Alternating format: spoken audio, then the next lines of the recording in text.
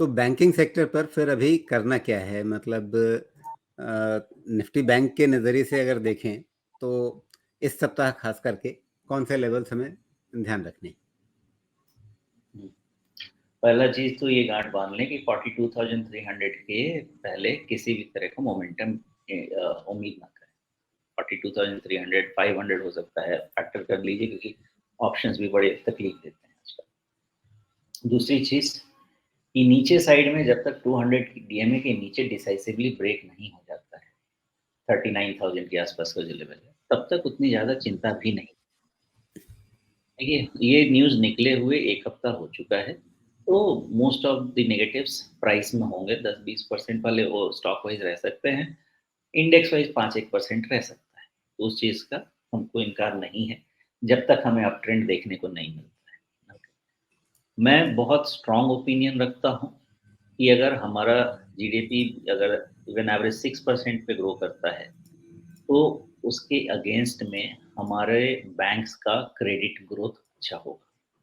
और वो credit growth इतना होगा कि ये छोटे-छोटे इंसिडेंसेस को क्रॉस करके उसके अगेंस्ट पैसा बनाएगा। तो अगर हमारा निफ्टी बैंक जो 44,000 का था, वो 40,000 के नीचे चला जाता है, जो कि 10% का करेक्शन होता है, बहुत सेफ सिचुएशन होती है। बिकॉज़ 40,000 से 48,000 का 20% का ट्रैजेक्टरी हो जाएगा आपका इंडेक्स का। अगर 20% का इंडेक्स का ट्रैजेक्टरी है, तो स्टॉक वाइज़ आपको 30% भी रिटर्न मिल सकता है। तो उतना रिटर्न सफिशिएंट नहीं है लार्ज कैप में, बहुत। उस हिसाब से मुझे ठीक लगता है बैंक इन्वेस्टमेंट बेस बाइंग के लिए, लेकिन फिर रिपीट करूँगा, चढ़ते हुए में नहीं। जिस दिन नीचे गया एसबीआई 530-40 500 गया, उस समय भी डिस्कशन हुआ, मैंने कम्फर्ट बताया। आईसीआईसी बैंक 800 के पास गया, कम्फर्ट बताया। 900 के ऊपर आईसीआईसी बैंक में फिर कम्फर्ट नहीं रहेगा, क्योंकि 1000 के लेवल के पास आ जाएगा, वहाँ से 10-15% ऊपर हो जाएगा। हम बात कर रहे हैं 20-30%। तो इस चीज़ का ध्यान रखिए कि बैंकिंग में अगर आपने देखना है, बाय डिप स्टैगर्ड बाइंग और मिड टू लॉन्ग टर्म के हिसाब से तकलीफ नहीं होगी टॉप प्राइवेट बैंक्स में। ओके, आप बोलेंगे कि मुझे जाके हर स्टेट बैंक मतलब state run bank, PSU bank अगर देखना है, पीएसयू बैंक में मामला इतना आसान नहीं होता है। और अगले साल खासकर और भी आसान नहीं रहेगा, because close to election year हो जाएगा, प्लस मार्जिन कॉन्ट्रैक्शन होगा, क्योंकि अगले साल इंटरेस्ट रेट नहीं भी बढ़ेंगे तो एटलीस्ट स्टेबलाइज हो जाएंगे। डिपॉजिट्स रेट हंट करेंगे, पीछे में मार्जिन पे असर डालेंगे। तो टॉप 3-4 पब्लिक सेक्टर बैंक के अलावा ध्यान दीजिएगा, क्योंकि उनका भी बुक किसी का 1.5 2 टाइम्स 3 टाइम्स ऐसा अगर होता जा रहा है, तो वो ठीक नहीं। उनके वैल्यूएशन को भी ध्यान दीजिए, वैल्यूएशन के अगेंस्ट में बाइंग की जा सकती है। गिरने पे मुझे बैंक्स में कोई दिक्कत नहीं है, चढ़ते हुए में I will have to be careful. जी, यहाँ पर चार्ट पे मैंने 2 लकीरें खींचने की कोशिश की है।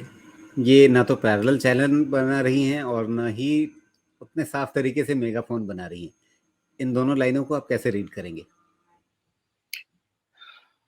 अभी मुझे क्लैरिटी नहीं है इस पे कि लास्ट राउंड ऑफ फॉल खत्म हो गया है। उस क्लैरिटी की मैं वेट कर रहा हूँ। मेरे पास अभी उसका जवाब नहीं है, इसलिए मैं जवाब नहीं दे पाऊँगा। उसके लिए थोड़ा-सा अगर वेट कर लें।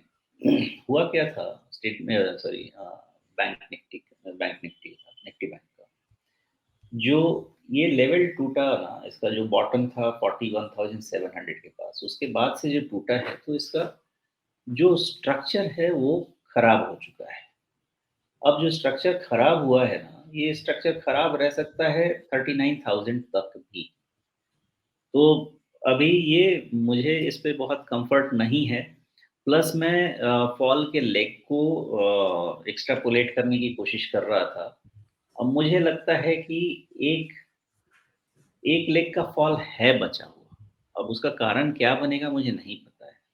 लेकिन लगता है कि एक लेग का फॉल बचा हुआ है। और अभी आपने पूछ दिया ना, तो मुझे एक अच्छी चीज़ दिख गई है। 42,500 मैंने बोला था ना, निकलने के बाद।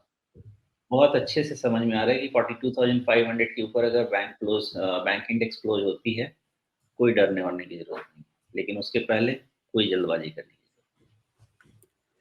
तो अभी वेट एंड वॉच वाली स्थिति है, लेवल्स का जो ध्यान रखना है वो आपके सामने यहाँ पे बैंकिंग को लेकर के है।